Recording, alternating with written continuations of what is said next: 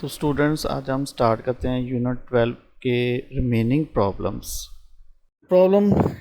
हमारे पास 12.7 problem Nabila uses a concave mirror when applying makeup the mirror has a radius of curvature of 38 centimetre first part what is the focal length of the mirror Nabila has located 50 centimeter from the mirror where will her image appear third part will the image B upright और inverted.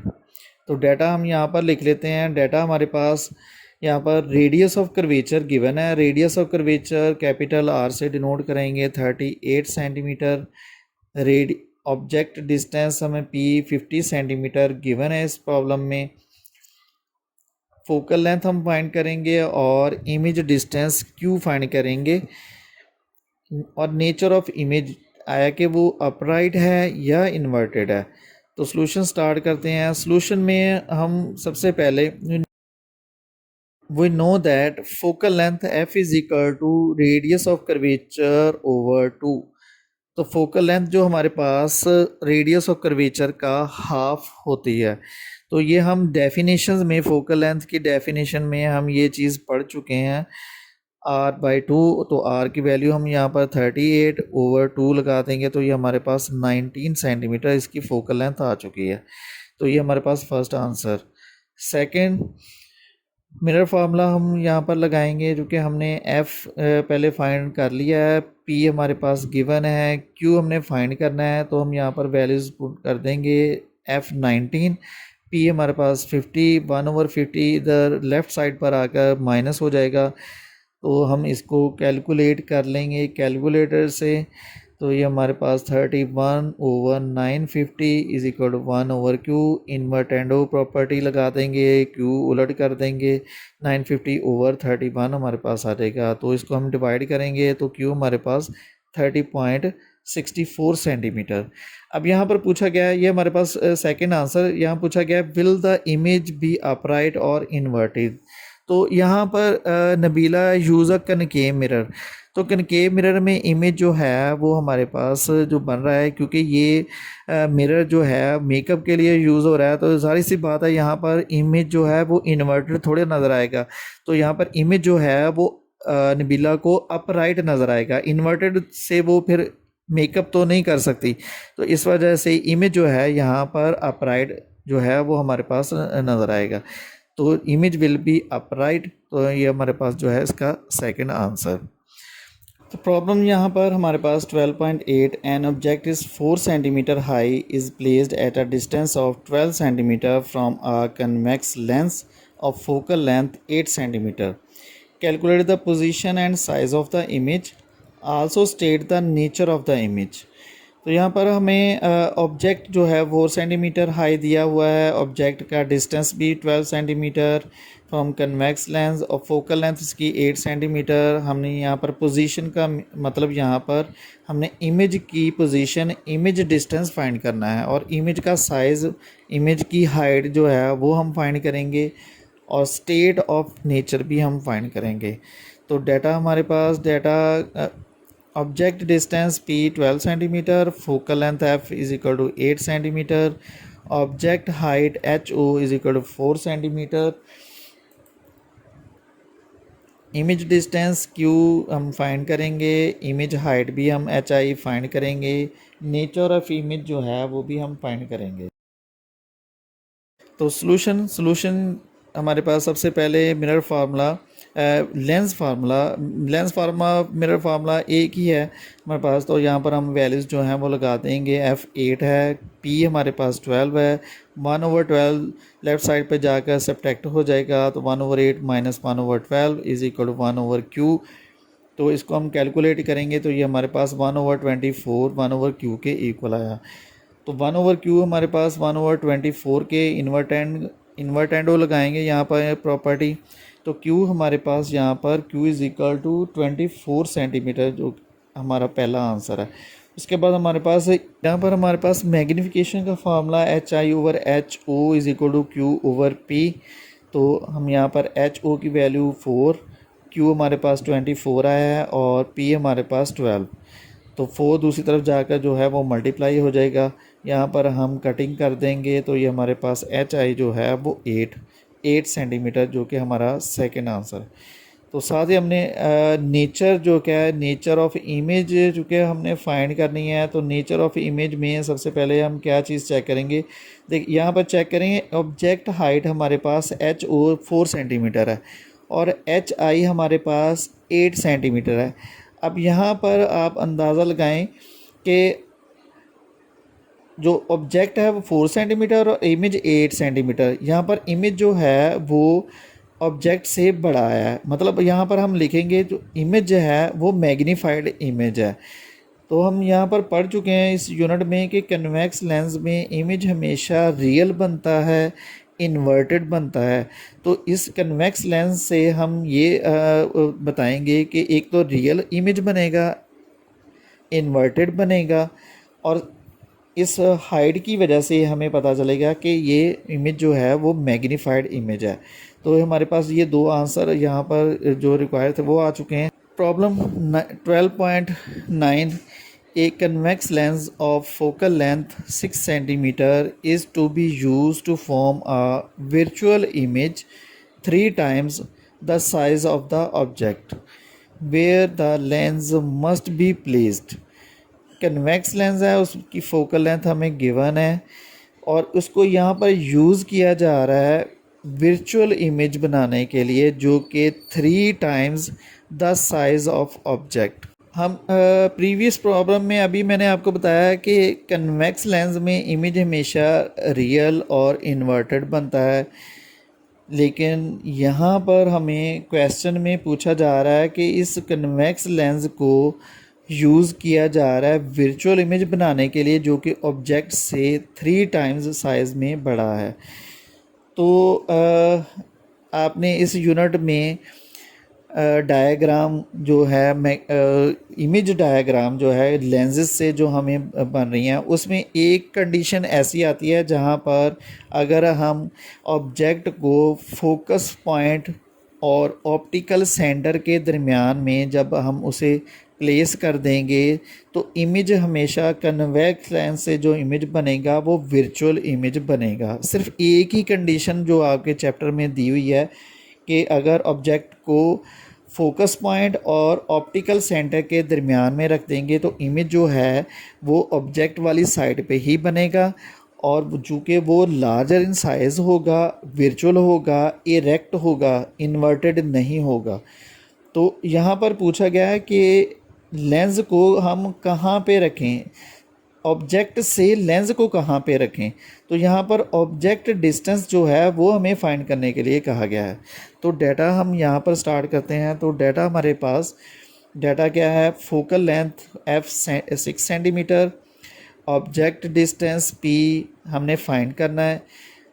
Late object distance हमने यहाँ पर HO रख लिया है, और image height, object height HO, image height HI 3HO के equal है। उसने यहाँ पर पहले ही हमें ये बता दिया है कि 3 times the size of object, object के से 3 गुना इमेज जो है बड़ा है। तो इसलिए ऑब्जेक्ट को हम 3 टाइम्स करके ये हमारे पास HI आएगा। सॉल्यूशन स्टार्ट करते हैं। सॉल्यूशन में हम मैग्नीफिकेशन का फॉर्मूला पहले लगाएंगे, HI over HO is equal to Q over P। तो यहाँ पर हम सबसे पहले, क्योंकि हम P फाइंड करेंगे और हमारे पास Q भी नहीं है, ये फाइंड करेंगे, तो हम HI की वैल्यू 3HO यहाँ पर लगा देंगे। तो HO से कैंसिल हो जाएगा, तो Q ओवर P हमारे पास 3 के इक्वल रह जाएगा। तो P यहाँ पर डिनोमिनेटर में है, ये 3 से मल्टीप्लाई हो जाएगा, तो 3P आ जाएगा Q। तो Q की वैल्यू हमारे पास यहाँ पर 3P आ गई है। अब यहाँ पर हम लेंस फार्मूला चूँकि लगाएंगे, तो लेंस फार्मूला में हमने पढ़ा 1 over F is equal to 1 over P plus 1 over Q। तो मैंने यहाँ पर नेगेटिव लिखा हुआ है। इसकी रीज़न ये है कि यहाँ पर हम वर्चुअल इमेज के तौर पर ये वाला फार्मूला लगा रहे हैं। तो वर्चुअल इमेज जो है, अगर ऑब्जेक्ट वाली साइड पे ही इमेज बन रहा है, क्योंकि इसमें इमेज जो है ऑब्जेक्ट वाली साइड पे ही बन रहा है, इसलिए क्यू को हम नेगेटिव लेंगे और इसके साथ ही हम रीज़न लिख देंगे negative sign indicates that image is virtual. Virtual image के लिए हम यहाँ पर क्यू है जो है वो नेगेटिव लगाएंगे। तो एफ़ की वैल्यू 6, पी हमारे पास वैसे रहेगा क्योंकि हमने पी फाइंड करना है, क्यू की वैल्यू ये हमने फाइंड किया तो ये 3p आ जाएगी। तो यहाँ पर हम इसका एलसीएम लेंगे पी और 3p का 3p आ जाएगा। तो p के टेबल में 3p 3 टाइम्स, तो 3 को हम 1 से मल्टीप्लाई कर देंगे, ये हमारे पास 3, और 3p 1 टाइम आएगा तो 1 से 1 मल्टीप्लाई करेंगे तो 1 आ जाएगा। तो 3 minus 1 over 3p is equal to 1/6। तो ये हमारे पास 1/6 is equal to 2/3p। Cross multiplication हम कर देंगे, 3p 1 से मल्टीप्लाई हो जाएगा और 6 जो है वो 2 से मल्टीप्लाई हो जाएगा। तो 3p इज इक्वल टू 12, 3 यहाँ पर मल्टीप्लाई हो रहा है, दूसरी तरफ जाकर डिवाइड हो जाएगा। तो p की वैल्यू हमारे पास 4 सेंटीमीटर आ चुकी है। तो ये हमारे पास इसका आंसर। तो मोस्ट इम्पॉर्टेंट क्वेश्चन है इन प्रॉब्लम में जो है 12.9 जो है वो काफ़ी इम्पोर्टेंट है। 12.10 A ray of light from air is incident on a liquid surface at an angle of incidence 35 degree. Calculate the angle of refraction if the refractive index of the liquid is 1.25. Also calculate the critical angle between the liquid air interface.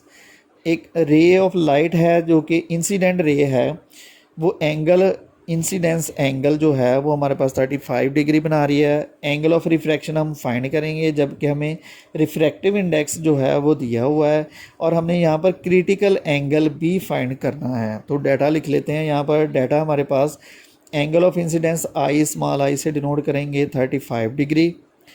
Angle of refraction R जो हम find करेंगे। Refractive index हमारे पास N जो कि small N से denote करेंगे, ये हमें गिवन है 1.25। क्रिटिकल एंगल कैपिटल सी से डिनोट करेंगे, ये हमने फाइंड आउट करना है। तो सॉल्यूशन स्टार्ट करते हैं। तो सॉल्यूशन में सबसे पहले हमने ये चीज़ पढ़ चुके हैं, स्नेल्स लॉ जो है। स्नेल लॉ क्या है, n is equal to sine i over sine are.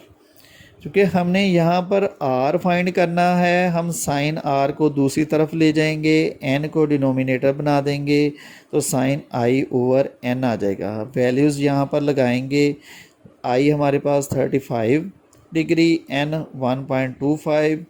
तो r हमने फाइंड करना है, तो साइन दूसरी तरफ जाकर इन्वर्स हो जाएगा। साइन 35 और 1.25 को जब हम डिवाइड करेंगे तो 0.4589 आया। तो इसका हम इन्वर्स ऑफ साइन लेंगे तो ये हमारे पास r is equal to 27.31 degree आ जाएगा। तो ये हमारे पास एंगल ऑफ रिफ्रैक्शन जो कि हमारा पहला आंसर है। सेकंड हम जानते हैं, इस चैप्टर में आपने ये वाला फार्मूला शायद ना पढ़ा हो, ये प्रैक्टिकल नोटबुक्स में गिवन है। एन जो रिफ्रैक्टिव इंडेक्स का क्रिटिकल एंगल से रिलेशन है वो n is equal to 1/sin c है। चूँकि हमने c फाइंड करना है तो n और sin c को हम रिप्लेस कर देंगे, तो sin c हमारे पास आ जाएगा 1/, यहाँ पर 1/n आना था तो n की जगह पर मैंने डायरेक्ट यहाँ पर 1.25 यहाँ पर वैल्यू लगा दी है। तो क्या हमने c फाइंड करना है, तो ये 1/1.25 को हम डिवाइड करेंगे तो 0.8, तो c यहीं पे रहेगा, साइन दूसरी तरफ जाकर इन्वर्स हो जाएगा, साइन इन्वर्स 0.8। तो ये हमारे पास c क्रिटिकल एंगल 53.13 डिग्री आ चुका है। तो ये हमारा इस प्रॉब्लम का सेकंड आंसर। प्रॉब्लम स्टार्ट करते हैं। 12.11 the power of a convex lens is 5D। 5D यहाँ पर 5 डाईऑप्टर कहते हैं, डाईऑप्टर चूँकि इसका ऐसा यूनिट है। पावर ऑफ लेंस का, at what distance the object should be placed from the lens. यहाँ पर हम ऑब्जेक्ट डिस्टेंस फाइंड करेंगे so that it's real and 2 times larger images form. हम इसको यूज़ कर रहे हैं तो इसका रियल इमेज बनना चाहिए और वो 2 times larger image form, object से 2 टाइम्स लार्जर होना होगा। तो सॉल्यूशन डाटा, हम सबसे पहले डाटा स्टार्ट करते हैं। पावर ऑफ लेंस पी से नोट करेंगे, 5D है हमारे पास, 5 डाई ऑप्टर पर मीटर को हम कहते हैं, तो 5 पर मीटर इसे लिखेंगे। ऑब्जेक्ट डिस्टेंस पी हम फाइंड करेंगे, हम लेट कर लेंगे जो हमारे पास ऑब्जेक्ट हाइट है वो HO है। तो इमेज हाइट, चूँकि कंडीशन के मुताबिक क्वेश्चन में गिवन है कि जो इमेज जो है वो 2 टाइम्स लार्जर है किससे, ऑब्जेक्ट से, तो ऑब्जेक्ट का हम डबल कर देंगे तो वो इमेज हाइट के इक्वल आएगा। तो HI हमारे पास 2HO के इक्वल है। सॉल्यूशन स्टार्ट करते हैं। तो सॉल्यूशन में सबसे पहले वी नो दैट पावर का फार्मूला इस चैप्टर में हम पढ़ चुके हैं, reciprocal of focal length in metres. तो ये पावर है, किसी भी लेंस की अगर पावर फाइंड करनी है तो हम उसकी रेसिप्रोकल फोकल लेंथ की लेंगे इन मीटर्स। तो P is equal to 1/f, क्योंकि हमने P गिवन है तो P और F को रिप्लेस कर देंगे। F is equal to 1/P, P की वैल्यू हम 5 पर मीटर लगाएंगे। डाईऑप्टर जो होता है हमारे पास पर मीटर होता है, तो 1/5 का आंसर 0.2 मीटर, ऊपर जाकर +1 हो जाएगा, इसकी वैल्यू पॉजिटिव हो जाएगी तो 0.2 मीटर है। तो यहाँ पर हम, क्योंकि यहाँ पर F जो है वो मीटर में है, हम इसको सेंटीमीटर में कन्वर्ट करने के लिए 100 से मल्टीप्लाई करेंगे तो ये हमारे पास 20 जो आ जाएगा। इसकी फोकल लेंथ जो है वो 20 सेंटीमीटर आएगी। ये हमारे पास इसका आंसर। तो मैग्नीफिकेशन का formula HI/HO is equal to Q/P। तो HI हमारे पास 2HO के इक्वल है, 2HO लगा देंगे यहाँ पर, HO से कैंसिल हो जाएगा तो Q/P हमारे पास 2 के इक्वल आ जाएगा। तो Q की वैल्यू हमारे पास यहाँ पर 2P आ जाएगी।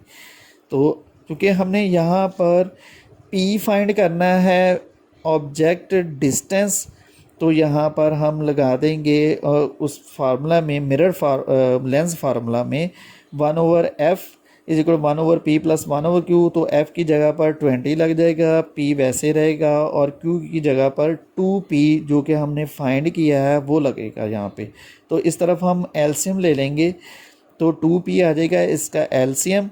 तो p के टेबल में 2p कहाँ पर आएगा, 2 टाइम, तो 2 को हम 1 से मल्टीप्लाई करेंगे तो यहाँ पर 2 प्लस का साइन और 2p इक्वल है, तो ऊपर वाला जो नोमिनेटर है वो हम डायरेक्ट यहाँ पर लिख सकते हैं। तो 2 + 1 हमारे पास 3/2p is equal to 1/20, cross multiplication यहाँ पर करेंगे तो 2p हमारे पास 60 के इक्वल आ जाएगा। तो p की वैल्यू हमारे पास, ये 2 इधर डिवाइड हो जाएगा तो p की वैल्यू हमारे पास 30 सेंटीमीटर, जो कि इसका हमारे पास आंसर जो पूछा गया था कि जो फाइंड करना था हमने, तो P हमारे पास ऑब्जेक्ट का डिस्टेंस आ चुका है 30 सेंटीमीटर। तो ये था हमारा इस चैप्टर का लास्ट क्वेश्चन। तो लास्ट में सिर्फ एक ही रिक्वेस्ट करूँगा कि वीडियो को गौर से देखें, इसको समझें, और अगर इस किसी भी क्वेश्चन के बारे में आपने कुछ पूछना है तो कमेंट बॉक्स में कमेंट कर दीजिएगा, मैं उसका रिप्लाई ज़रूर दूंगा। और काइंडली मेरे चैनल को सब्सक्राइब कर दें, लाइक कर दें और अपने दोस्तों से, अदर स्टूडेंट्स से शेयर लाजमी कर दें। तो एंड में ओके जी, अल्लाह हाफिज़।